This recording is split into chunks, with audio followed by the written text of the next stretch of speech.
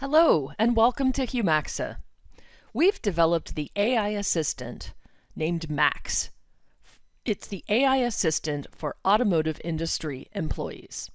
In this video, we will demonstrate how to use Max on Microsoft Teams to make your data search lightning fast. Our topic today is regarding regulations for vehicle emissions.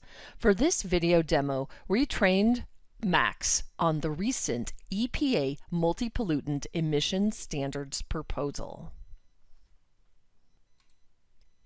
We will also be comparing the multi-pollutant emissions standard proposal to the Inflation Reduction Act. These are both lengthy regulatory documents that someone might want to contrast and compare. Let's get started. So I want to ask Max a question, and I'm going to just type it in the chat.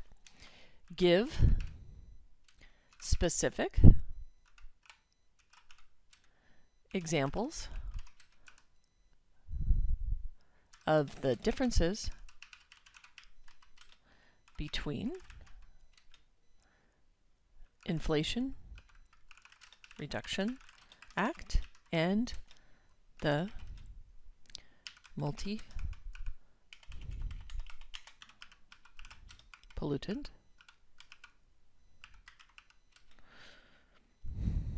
proposal from the EPA.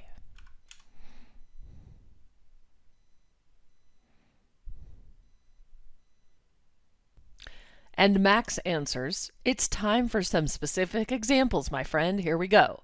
Funding focus.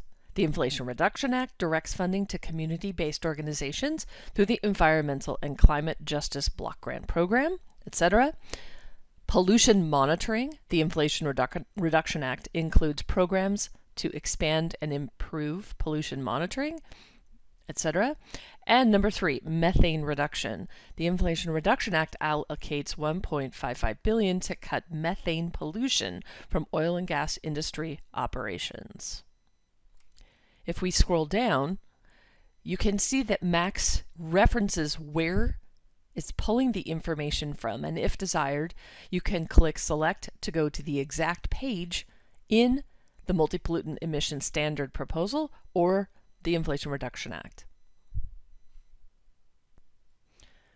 Now I want to dig into the details, and I'm going to say, give specific examples of the differences between the Inflation Reduction Act and the multi-pollutant emissions proposal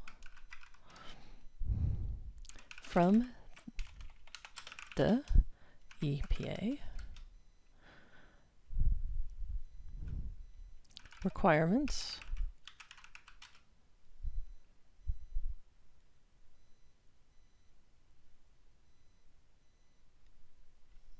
pertaining to batteries.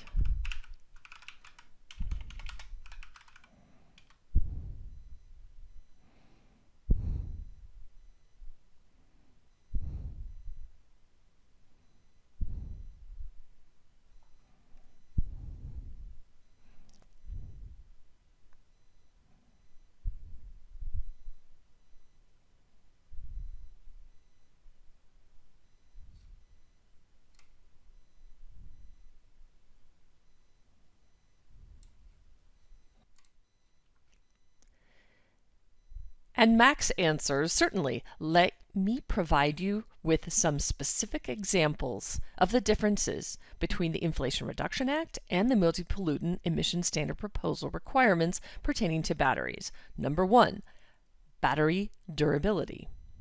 Number 2, battery storage modeling. Number 3, support for domestic battery production. And Max reminds you, remember these examples are based on the information provided in the search results. For more detailed information and a comprehensive understanding of the difference, I would encourage you to explore the full documents mentioned in the search results with references. And now I'd like to ask a similar question, this time in German.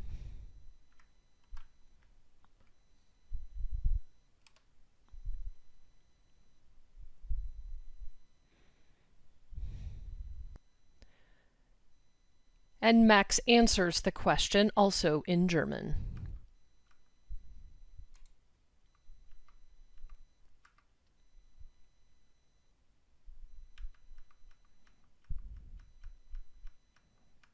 And includes the references as usual. Thank you so much for listening to our presentation here at Humaxa about Max, the AI assistant for automotive industry employees.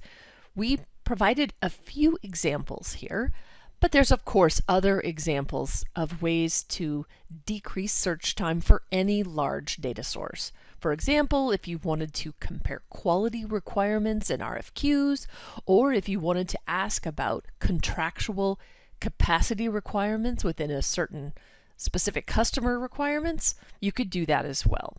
Thank you so much. We look forward to the opportunity to work with you.